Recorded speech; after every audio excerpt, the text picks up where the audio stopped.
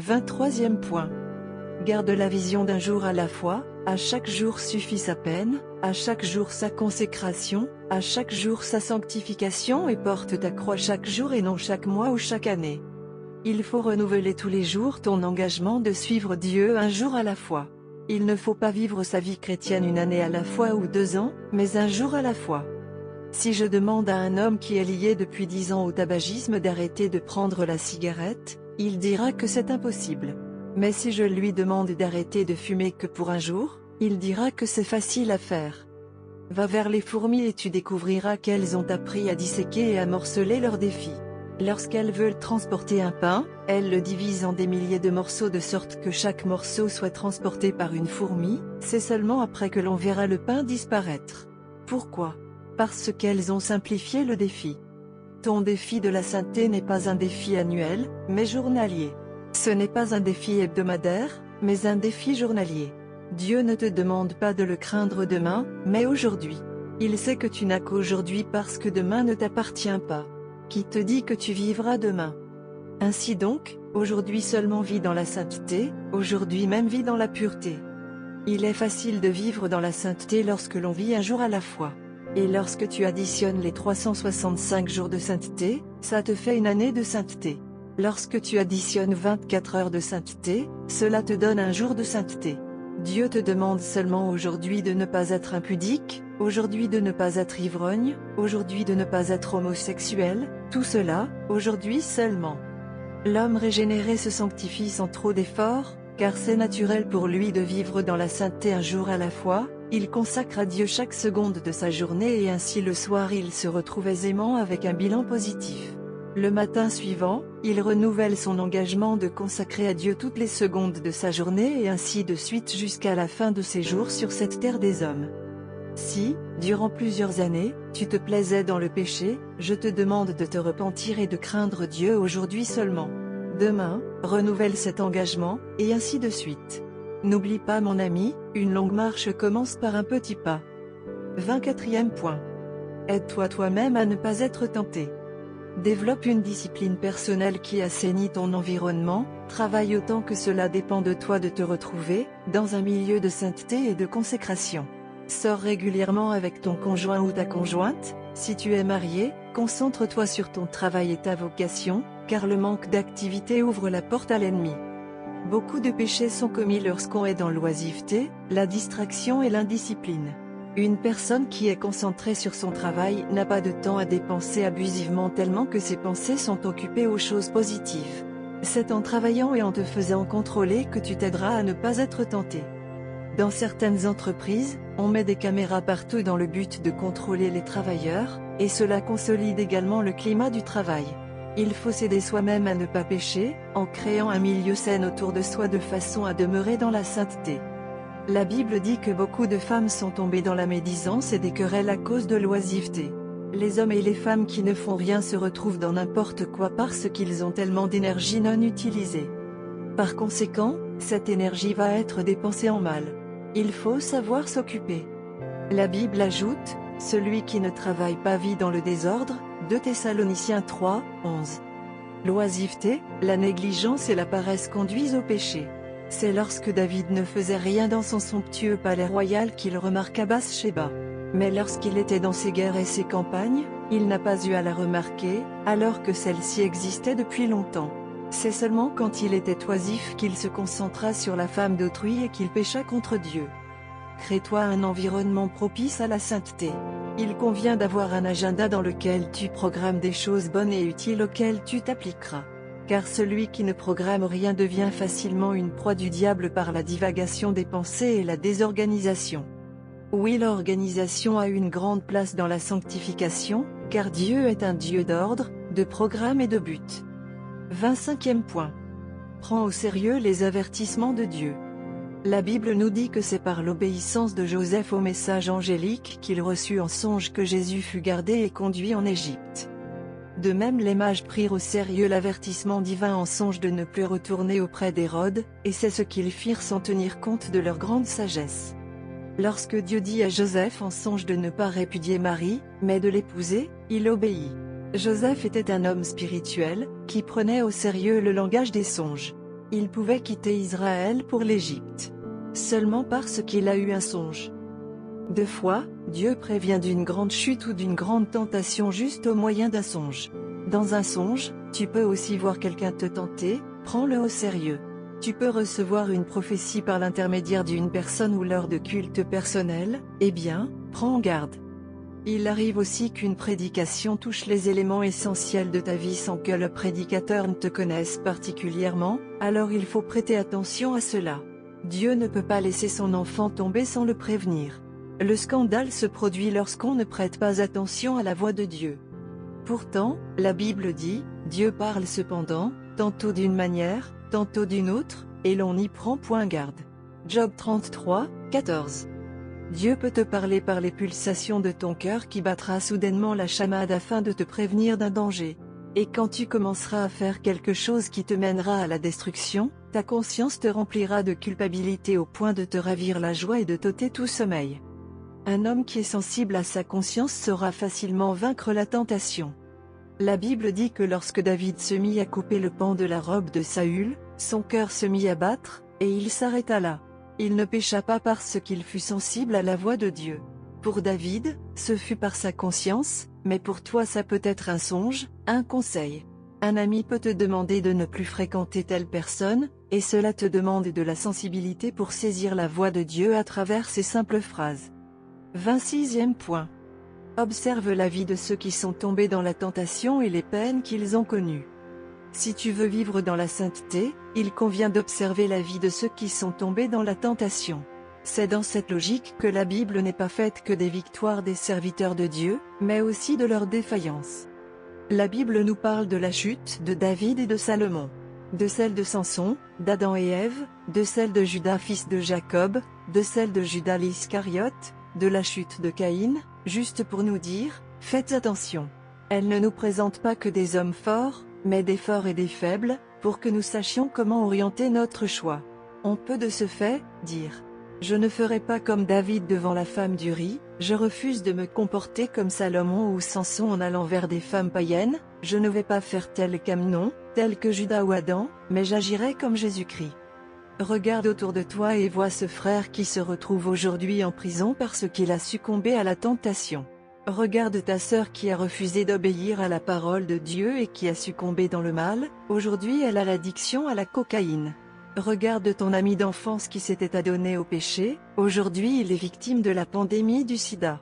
Regarde et tu verras comment tel serviteur de Dieu a perdu un puissant ministère à cause du péché.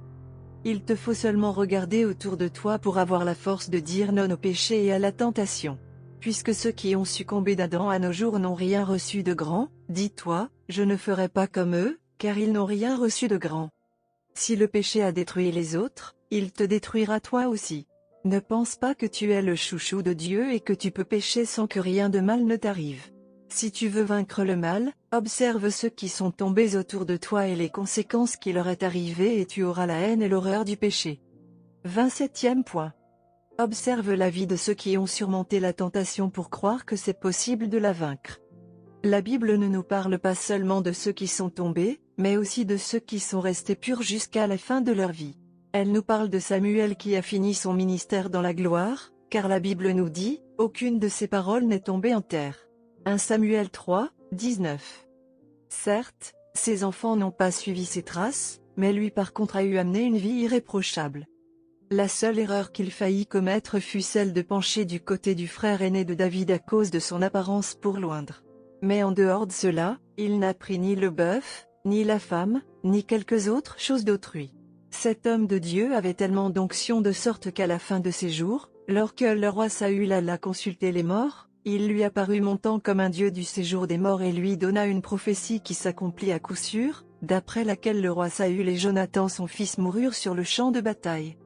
De mon époque, j'aime bien parler du regretté pasteur Jacques-André Verneau. De son vivant, on n'a jamais entendu dire qu'il est parti avec une autre femme, ou qu'il a volé ou qu'il s'est enflé d'orgueil, ou encore qu'il y ait eu un culte de personnalité favorisé ou encouragé par son leadership. Son exemple m'encourage énormément à demeurer dans la sainteté. Toute sa vie durant, il a prêché la repentance et la sanctification, mieux il vécut lui-même son message jusqu'aux derniers instants de sa vie. porte aussi tes regards vers ceux qui tiennent debout, afin d'être encouragés. Ceux qui tombent nous enseignent la mort qui se cache derrière le péché, alors que ceux qui restent debout nous disent que c'est possible de mener une vie d'intégrité, car ils sont des hommes de la même nature que nous. S'ils peuvent rester debout, tu le pourras aussi. S'ils peuvent vaincre la tentation, tu la vaincras également. Et comme Jésus-Christ qui est la tête de l'Église a vaincu la tentation dans son esprit, dans son âme et dans son corps, nous qui sommes l'Église, son corps, nous pouvons également vaincre la tentation, car tel il est, tel nous sommes aussi sur cette terre. Il faut savoir observer la vie de ceux qui ont surmonté la tentation et croire que c'est possible pour toi aussi. À l'exemple de Job, qui en dépit de tous les malheurs qui s'abattirent sur sa vie, refusa de pécher contre Dieu. Et Pierre, qui après s'être repenti fut interpellé à ne plus prêcher l'évangile par les chefs religieux, dit « Dites-nous à qui devrions-nous obéir, à Dieu ou aux hommes ?» Acte 4, 19. Cet homme Pierre, a accepté de mourir la tête en bas et les pieds en haut sur une croix renversée, selon que nous relatent les historiens chrétiens. En observant Joseph qui a dit non à la femme de Potiphar, malgré sa richesse et sa beauté, il préféra aller en prison avec Dieu que de jouir d'une fausse liberté loin de sa présence dans le palais sous les bonnes grâces de la femme de Potiphar. Je suis surtout encouragé à demeurer ferme face à la tentation, lorsque je vois Jésus-Christ de Nazareth qui a vécu sans péché. Quand je vois Paul avoir un parcours presque parfait, je me dis qu'il est possible de demeurer dans la lumière de la parole toute sa vie après avoir croisé Christ sur le chemin de la rébellion. Ainsi donc je suis très motivé à vivre dans la pureté et je peux dire que dans le ministère, je ne ferai pas la honte des fils de Dieu parce que ceux qui m'ont précédé, Paul, Pierre et les autres, ont vaincu et par conséquent, moi aussi, je vaincrai et si Christ tarde de venir, je mourrai dans la sainteté, en comptant sur le soutien du Saint-Esprit au moyen de la grâce. 28e point. Reste sur tes gardes après avoir vaincu, le diable attend toujours une autre occasion favorable. Noé a vaincu en construisant l'arche, mais, après qu'il en soit sorti, il perdit sa consécration. Il planta une vigne et s'enivra et découvrit sa nudité causant la malédiction de son fils cadet, Cham. Tout allait bien tant que David était concentré sur la guerre, mais lorsqu'il baissa la garde, il vit la femme d'Uri en train de se baigner, et il tomba avec elle. Il faut rester sur ta garde parce que le diable rôde tout autour de toi comme un lion rugissant cherchant qui dévorer. Sois aux aguets, car tu ne connais pas le jour et l'heure de la tentation. Demeure vigilant et discipliné, en étant prudent comme un serpent conscient que son ennemi rôde comme un lion affamé. Ne perds jamais ta concentration après avoir vaincu la tentation, reste éveillé, car Jésus-Christ n'est pas encore revenu et tu n'es pas encore mort, donc la guerre continue. Ainsi, tiens ta garde très haute, lève-la bien, tu as remporté un round, mais le match n'est pas encore à son terme et par inadvertance tu peux recevoir un crochet de la gauche venant de l'ennemi et finir au tapis parce que tu as dormi sur tes succès avant que le dernier gong sonne. 29e point. Il faut savoir te détendre sainement après t'être concentré sur des choses primordiales. Après avoir créé l'univers et l'humanité, Dieu se reposa sainement dans son sabbat afin de nous donner un exemple de repos consacré. L'homme a toujours besoin de se relâcher un tout petit peu après avoir gravi de hauts sommets, mais malheureusement la détente qu'il initie après la concentration est souvent faite de perversion. C'est pourquoi il faut apprendre à te reposer en Christ, de peur que tu ne tombes dans le piège de Noé qui s'enivra au sortir de l'arche. Il faut pratiquer du sport en dépit de tes multiples occupations, visiter de bons amis, suivre de bons documentaires et des films édifiants, écouter de la bonne musique, chanter et danser pour la gloire de Dieu, faire de l'art, lire de bons livres et prendre des vacances.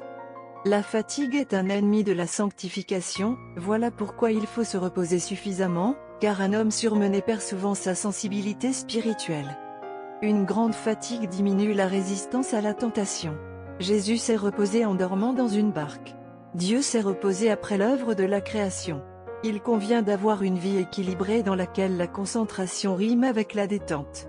J'ai remarqué que plusieurs enfants de Dieu tombent après une retraite de prière dans laquelle ils venaient de se sanctifier. Parce qu'ils ne savent pas se détendre sainement après avoir touché de hautes dimensions spirituelles. Chrétien, faire du sport n'est pas un péché, suivre des documentaires n'est pas amoindrissant, pratiquer de l'art dans la pureté est bien pour l'épanouissement de l'être humain, faire des visites amicales et du tourisme, aller en vacances ou se reposer font partie d'une vie équilibrée propice à la sanctification. Rappelle-toi qu'un excès de concentration engendre une fatigue nerveuse qui provoque une perte de sensibilité spirituelle. La perte de la sensibilité spirituelle engendre aussi la perte de la discipline. C'est ainsi qu'il faut savoir programmer tes moments de repos, car celui qui programme son repos se reposera en Christ et celui qui ne le fait pas, se reposera dans la chair. C'est ce qui explique comment est-ce qu'après des sommets, plusieurs tombent très bas parce qu'ils désirent se détendre et souffler, sans avoir eu au préalable, à programmer leur repos en Christ.